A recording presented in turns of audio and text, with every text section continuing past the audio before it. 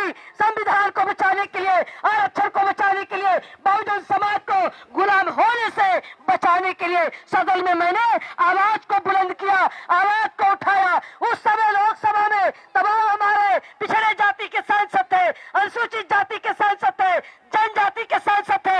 अगर मेरे साथ अगर सारे लोग, सारे सांसद, हमारा बहुजन समाज के सांसद एक मंच पर खड़े हो गए होते तो सरकार गिर गई होती।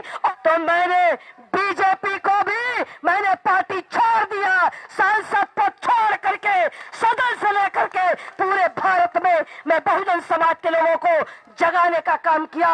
साथियों, जागो साथी, जागो।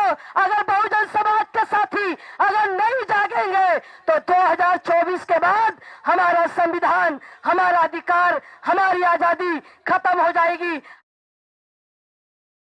आज के कार्यक्रम में संगठन के लोग आए हुए हैं। ये बैठक हो रही थी 26 नवंबर को दिल्ली के कौन सा रामलीला मैदान में बहुत बड़ी रैली होने जा रही थी। लेकिन चुनाव को देखते हुए, दिल्ली का चुनाव, गुजरात का चुनाव, कई प्रदेशों का चुनाव हो रहे थे, जिसको लेकर के हम लोगों ने इसका डेट आगे बढ़ाया है। और आज के दिन यह कार्यक्रम हो रहा था कि 26 नवंबर को नहीं हो पाएगा, लेकिन हम लोगों ने जोर देकर के कहा कि हम अगर सांसद हैं, विधायक बने हैं, जिला पंचायत सदस्य बने हैं, हमारा बहुजन समाज पंच से लेकर प्रधानमंत्री के कुर्सी पर IAS, PCS, डॉक्टर, इंजीनियर, लेखपाल, सिपाही, दरोगा, जो भी पदों पर हमारा बहुजन समाज को पहुंचने का मौका मिला है तो भारत के संविधान से मिला है। आज जो केंद्र सरकार को जो सुनाई नहीं पड़ रहा है, उनको भी पता नहीं है कि हमारा भारत का बहुजन समाज जिस दिन जागेगा, अंगड़ाई लेगा, उस दिन पूरा भारत बहुजान हो जाएगा। और संविधान को लागू कराने के लिए, आरक्षण को लागू कराने के लिए, अपनी आजादी को पाने के लिए पूरा भारत में बहुजन समाज के लोग इकट्ठा हो जाएंगे। साथियों, बहुजन समाज के लोग जगह जगह कार्यक्रम करके सामाजिक संगठन के माध्यम से बहुजन समाज के लोगों को जगाने का काम कर रहे हैं। बहुत लोग कहते हैं दुकान चला रहे हैं, लेकिन मैं कहती हूँ साथियों कि ये बहुजन समाज के लोग सामाजिक संगठन बना करके, भारत इतना बड़ा देश है कि पूरे भारत में एक अकेला आदमी बहुजन समाज को जगा नहीं पाएगा। इसलिए बाबा साहब का अनुयायी बन करके, बाबा साहब का सिपाही बन करके संगठन बना करके और पूरे भारत में बहुजन समाज को जगाने का काम कर रहा है। साथियों, मैं बहुत शुक्रगुजार हूँ, मैं उनको सल्यूट करती हूँ। अपने सामाजिक संगठन, राजनीतिक संगठन वालों को मैं अपील करती हूँ कि सारा बहुजन समाज के लोग अब एक मंच पर संविधान को बचाने के लिए अपना ईगो खत्म करें, अपना घमंड खत्म करें और सब लोग एकजुट होकर के संविधान को बचाने के लिए एक मंच पर आए। साथियों, मैं बताना चाहती हूँ कि मैं 2014 में जब मैं सांसद बन करके लोकसभा में पहुंची, मुझे लगा कि हमारा संविधान, हमारा अधिकार, हमारा आरक्षण खतरे में है। तो मैं लोकसभा के अंदर अकेले ही संविधान को बचाने के लिए, आरक्षण को बचाने के लिए, बहुजन समाज को गुलाम होने से बचाने के लिए सदन में मैंने आवाज को बुलंद किया, आवाज को उठाया। उस समय लोकसभा में तमाम हमारे पिछड़े जाति के सांसद थे, अनुसूचित जाति के सांसद थे, जनजाति के सांसद थे। अगर मेरे साथ अगर सारे लोग, सारे सांसद, हमारा बहुजन समाज के सांसद एक मंच पर खड़े हो गए होते तो सरकार गिर गई होती और संविधान को हम लागू करा दिए होते।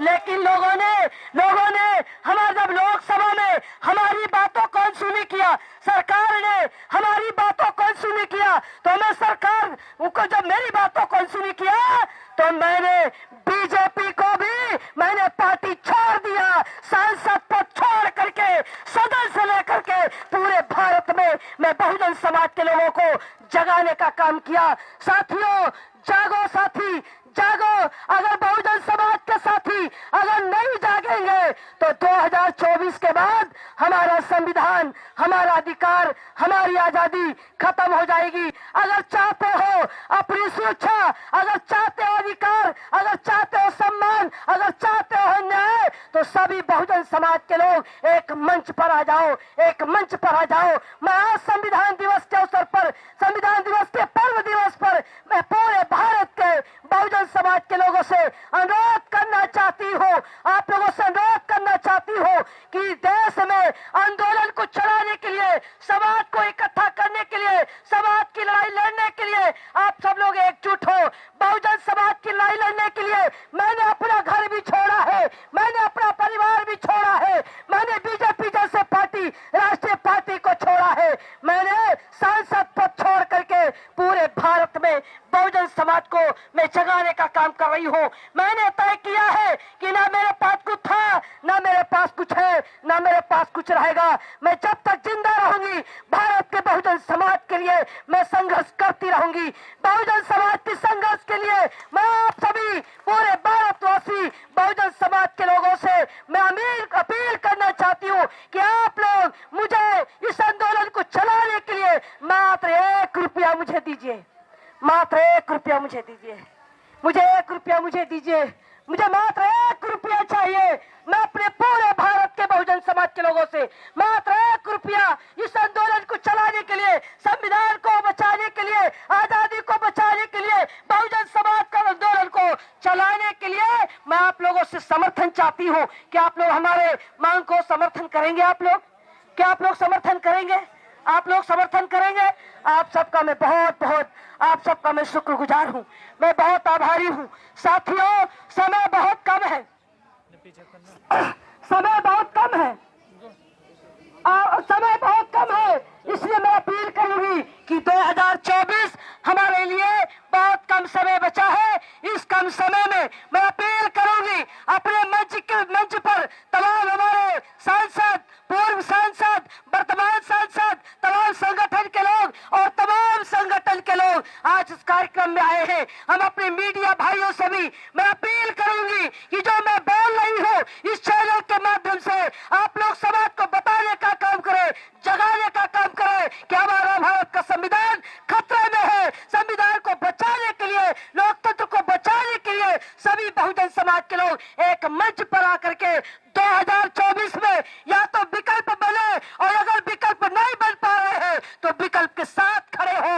ये मैं आप लोगों से अपील करूंगी, ये मैं आप लोगों से अपील करूंगी। और यदि अपना ईगो खत्म नहीं किए तो खत्म हो जाएंगे, हमारा बहुजन समाज खत्म हो जाएगा। एक अकेला डॉक्टर भीमराव अंबेडकर जी पूरे भारत के करोड़ों करोड़ों बहुजन समाज के लोगों को आजादी दिए, अधिकार दिए, नौकरी दिए, बराबर का हक दिए। आज करोड़ों लोग मिलकर के बहुजन समाज के लोग भारत के संविधान को बचाने के लिए अगर एकजुट नहीं हुए तो हमारा बहुत कुछ नुकसान हो चुका है। इसलिए साथियों, जागो, साथियों जागो। मैं अपील करूंगी कि अपने संगठन, जो संगठन के तरफ से आज जो कार्यक्रम हो रहा है, ये कार्यक्रम जो मंच पर झंडा बैनर लगा हुआ है, ये कोई पार्टी नहीं है। लोग समझते होंगे कि ये पार्टी का कार्यक्रम है, ये पार्टी नहीं है, एक संगठन बनाया गया है। उसमें तमाम सामाजिक संगठन, तमाम राजनीतिक दल के लोग एक साथ मंच पर आज कार्यक्रम में शरीक हुए हैं। यहाँ पर जो झंडा लेकर के आए हैं, ये कहा गया था कि कोई भी पार्टी का बैनर मंच पर नहीं लगेगा।